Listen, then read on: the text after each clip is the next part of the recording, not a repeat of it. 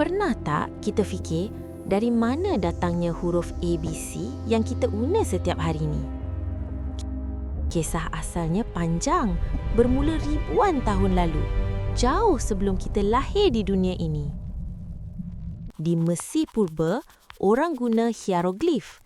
Itu gambar-gambar unik untuk tulis sesuatu. Hieroglif ini sangat rumit.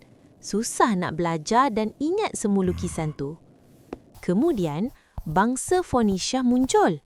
Mereka ubah hieroglif jadi simbol lebih ringkas.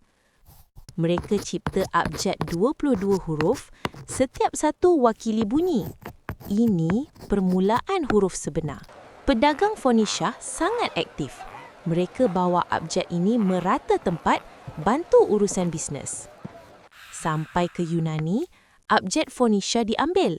Orang Yunani tambah huruf vokal pula. Ini jadikan abjad lebih lengkap. Mudahlah mereka tulis cerita dan ilmu pengetahuan. Dari Yunani, abjad ini pula sampai ke Rom.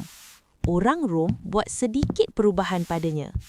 Abjad Rom inilah atau Latin yang kemudian tersebar luas dengan empayar mereka. Hari ini, abjad Latin ini jadi asas kepada banyak bahasa di seluruh dunia.